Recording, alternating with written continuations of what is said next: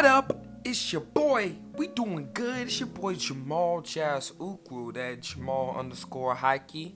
That's that One Piece fan. Shouts out to Shanji. Shouts out to Trafalgar Law. Representing. We back with some more reaction videos. I'm sorry for the delays. I be getting sidetracked sometimes. I be in my funks. Nothing bad really. I just be doing this, that, and the third. I be tripping sometimes. Look, thanks for y'all reaching out. But wait till round 3, there's some ish we need to speak about. Shouts out to Cortez. I'm about to go ahead and kick everything off by reacting to the rest of Kick Genius's top 25 YouTubers. So I'm just gonna react to part 2, and in the next video I'm gonna do part 3. Sounds good? Sounds good, alright. So without further ado, let's go ahead and jump into this ish, alright? Alright then. Number 15, TD. Now, we're to the point in the list where we can, if you look at someone, you can tell they're familiar with the game of basketball. When I look at TD, play with him once, I can tell he's familiar with the game of basketball. And side note, I know it's pretty sad that that's even a point, but you gotta remember we are talking YouTubers, so. But TD, he's fundamentally sound. Like I said, I've only played with him once, but in playing with him, I can tell his IQ is there. Just little details like his foot width to hit ratio, his mechanics, his shooting mechanics are good. He's not very athletic, but he's to the point to where he can play a specific role within the team and be effective that way. Everyone I've named before TD, I'm not exactly sure if they would be able to be effective in a Division II level system or higher. I'm not sure if they could do that. But TD, I'm not saying he's but he can play a role. You have to be somewhat good enough to even play a role. Number 14, none other than CashNasty. Now, why CashNasty comes in at number 14, it really depends what you value. I know with YouTube, it's all about the 1v1s, just fine as entertainment. But me on the other hand, since I grew up playing basketball for real, I value your significance in an official game. I'm talking 5-on-5, you have a coach, which you might be playing in the system, you might not, and you have legitimate referees. That's what I value, because I hate to say this, but that's real basketball. Now, if you value one-on-one more, that's fine, and that's why I put Cash above TD, because Cash is more athletic than TD, so therefore he's gonna be able to defend TD a lot easier than TD will be able to defend Cash. If Cash has to rock, he's probably gonna be able to explode, get that first step on TD, score a layup. You know, all those things factor in, and that's why he comes in at number 14. But let's not get it twisted.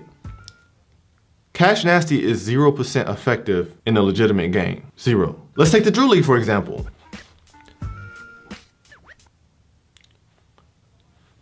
That's all I have to say. Like, niggas know, when I say Drew, niggas know. It is a wrap for somebody like CashNasty. Whereas if I have somebody like TD on my team, hey yo, 2-3, we go in zone. If I feel like he's a defensive liability, let's get in the zone. And then on the offensive end, if I have TD, unlike a 1v1 situation, he's gonna have that opportunity to showcase his IQ. He's gonna be able to throw those no-look passes. He's gonna be able to like flare off a screen, knock down the 3. You see what I'm saying? Like, it's a totally different ball game. And that's why you really, this is a tangent, but you really can't trust a list about basketball from someone who doesn't like know the game for real.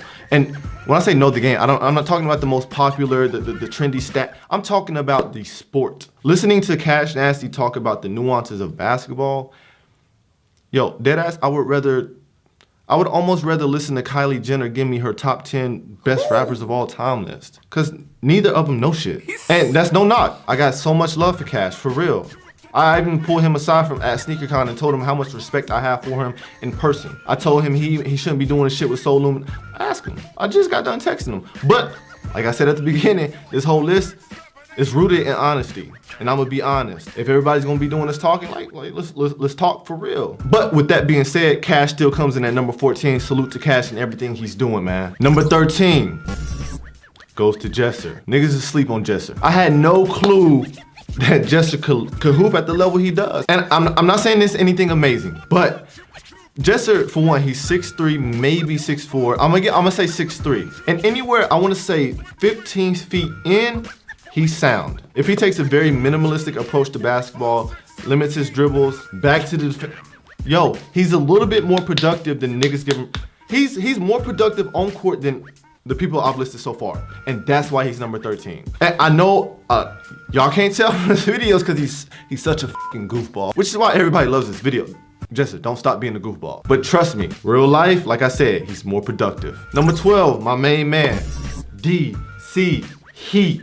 Now DC Heat, I played with him, I don't know, once or twice, can't really remember, but DC Heat's about 6'4". He can shoot, he's slightly deceptive, and the only reason he's number 12 is just simply because he's not better than the next 11 people I'm gonna name. Number 11, Fomer Simpson. Now, I've been playing with Fomer for years. Fomer's about 6'6", high IQ. He can shoot lights out. He's a great passer. Unfortunately, his knee injury has held him back tremendously. And I've never seen this dude play before. But I don't know what to his I don't even know why I'm not talking this much. I'm sorry. I'm tripping. I would hate to see a healthy Fomer Simpson hoop for real. And outside of basketball, bro, like, Fomer Simpson is probably one of the he is the coolest nigga I know on this whole YouTube shit. Hands down. Number 10, we got Firekicks. I played against Firekicks twice, and I played on his team once. And what can I say, man?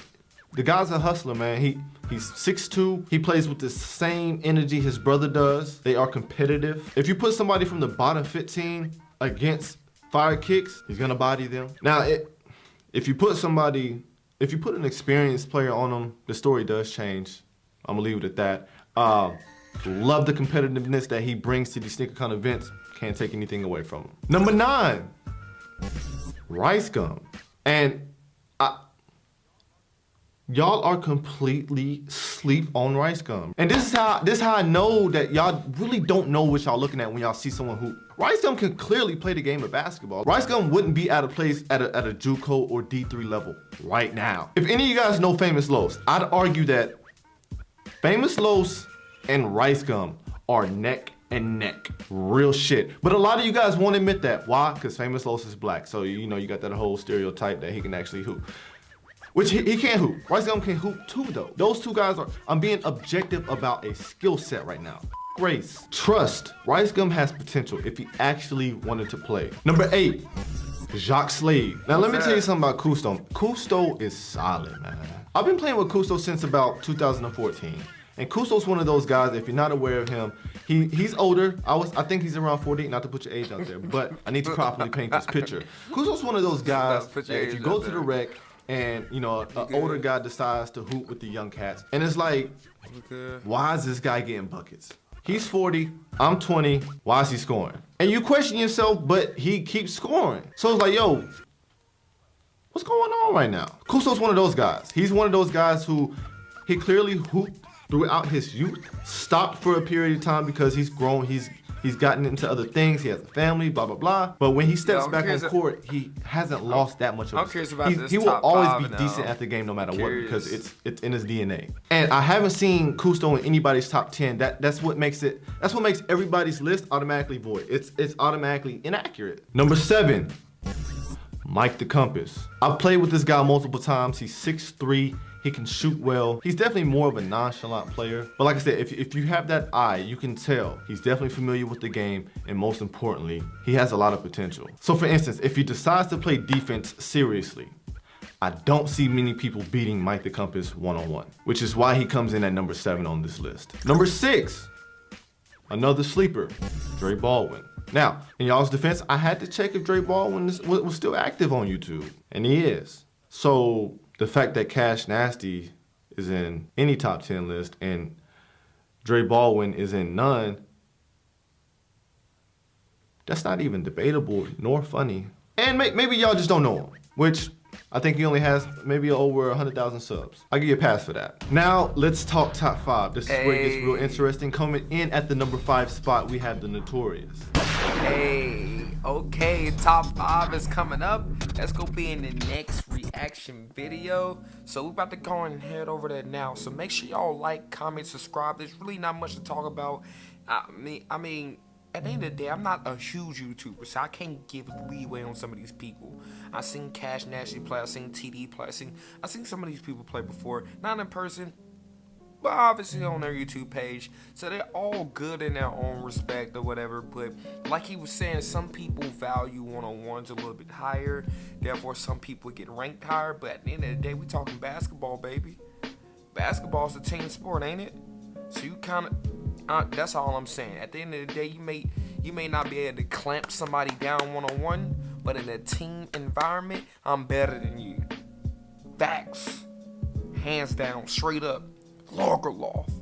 Head over to the next video, alright?